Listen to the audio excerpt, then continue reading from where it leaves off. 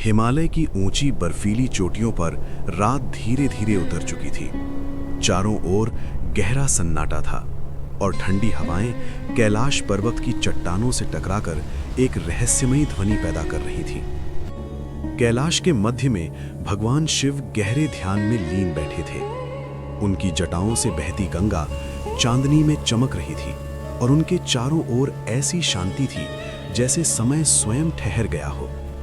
उसी समय दूर से एक थका हुआ युवक धीरे धीरे कैलाश की ओर बढ़ रहा था। उसके कदम भारी थे और उसके चेहरे पर चिंता साफ दिखाई दे रही थी। जीवन की परेशानियों ने उसके मन को उलझा दिया था और वो धीरे धीरे महादेव के समीप पहुंचा और उनके चरणों में झुक गया। उसकी आवाज में थकान भी थी और विनम्रता भी। उसने कहा, प्रभु, मैं जीवन में बहुत प्रयास करता हूँ, मेहनत करता हूँ, संघर्ष करता हूँ, फिर भी बार बार असफल हो जाता हूँ। कभी लोग धोखा दे देते हैं, कभी परिस्थितियां साथ नहीं देती और कभी मेरा ही मन हार मानने लगता है। मुझे समझ नहीं आता कि जीवन में सही मार्ग क्या है। कृपया मुझे मार्ग दिखाइए। महादेव ने धीरे धीरे अपनी आंखें खोली। उनकी दृष्टि में करुणा थी और उनके चेहरे पर एक शांत मुस्कान। उन्होंने युवक को देखा और बहुत शांत स्वर में बोले, मनुष्य का जीवन एक नदी के समान होता है। जब नदी पर्वत से निकलती है तो उसे ये नहीं पता होता कि समुद्र तक पहुंचने में कितनी कठिनाइयां आएंगी। कभी उसके सामने विशाल चट्टानें आती हैं, कभी उसका मार्ग टेढ़ा मेढ़ा हो जाता है, कभी वो गहरी घाटियों से गुजरती है। लेकिन नदी रुकती नहीं, वो बहती रहती है, क्योंकि उसे अपने लक्ष्य तक पहुंचना होता है। ठीक वैसे ही जीवन में सफल वही मनुष्य होता है जो कठिनाइयों के सामने रुकता नहीं। युवक ध्यान से सुन रहा था। महादेव ने आगे कहा, आज का मनुष्य सबसे बड़ी भूल ये करता है कि वो तुरंत परिणाम चाहता है।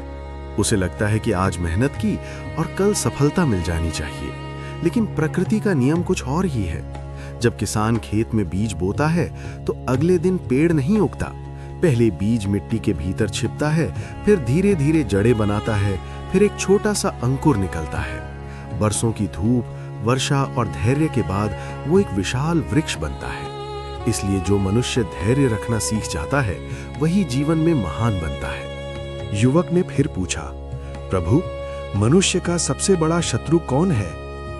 महादेव हल्का सा मुस्कुराए और बोले, मनुष्य का सबसे बड़ा शत्रु कोई दूसरा व्यक्ति नहीं होता।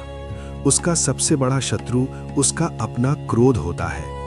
क्रोध एक ऐसी आग है जो पहले स्वयं को जलाती है और बाद में दूसरों को। जब मनुष्य क्रोध में होता है तो वो सही और गलत का अंतर भूल जाता है।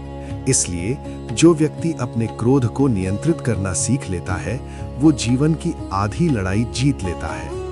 कुछ क्षण रुककर महादेव फिर बोले, लेकिन क्रोध से भी बड़ा एक शत्रु है और वो है अहंकार।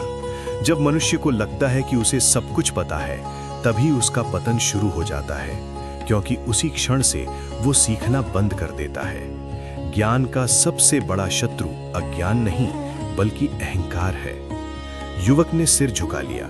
महादेव की बातें उसके हृदय में उतर रही थीं। महादेव ने फिर कहा, मनुष्य का जीवन उसकी संगति से भी बनता है।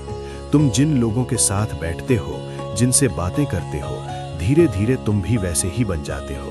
यदि तुम बुद्धिमान लोगों के साथ रहोगे तो तुम्हारी सोच ऊंची होगी, लेकिन यदि तुम नकारात्मक लोगों के बीच रहोगे तो तुम्हारा मन भी उसी दिशा में चला जाएगा।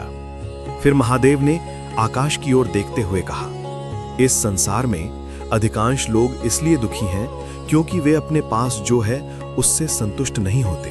वे हमेशा उस चीज के पीछे भागते हैं जो उनके पास नहीं है। लेकिन जो व्यक्ति संतोष सीख लेता है वही वास्तव में सुखी होता है, क्योंकि सुख धन से नहीं, मन की शांति से मिलता है। युवक अब पूरी तरह शांत हो चुका था। उसकी आंखों में अब चिंता की जगह समझ की चमक थी। उसने फिर पूछा, प्रभु, जीवन को महान कैसे बनाया जा सकता है? महादेव बोले, जीवन को महान बनाने के लिए मनुष्य को 3 बातें कभी नहीं भूलनी चाहिए: धैर्य, विनम्रता और निरंतर सीखते रहना। जो मनुष्य इन तीनों को अपना लेता है वो कभी हारता नहीं। महादेव ने अंत में कहा, जब भी जीवन में कठिनाई आए तो घबराना मत। क्योंकि कठिनाइयां मनुष्य को मजबूत बनाती हैं। जैसे सोना आग में तपकर शुद्ध होता है, वैसे ही मनुष्य भी संघर्ष से गुजरकर ही महान बनता है। युवक की आंखों में आंसू आ गए, लेकिन वो दुख के नहीं बल्कि कृतज्ञता के आंसू थे। उसने महादेव के चरणों में सिर झुका दिया और कहा, प्रभु, आज मुझे समझ आया कि जीवन की सबसे बड़ी जीत दूसरों को हराने में नहीं बल्कि स्वयं को जीतने में है। महादेव मुस्कुराए और बोले, जो मनुष्य स्वयं को जीत लेता है उसे संसार जीतने की आवश्यकता नहीं रहती, क्योंकि जहां मन शांत हो जाता है वहीं सच्चा सुख मिलता है।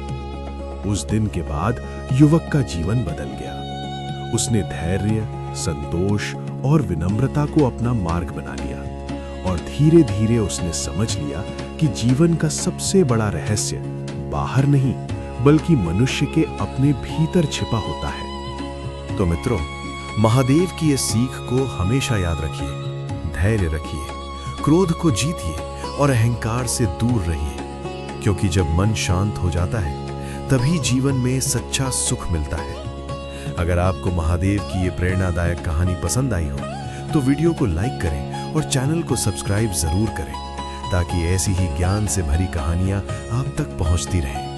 हर हर महादेव।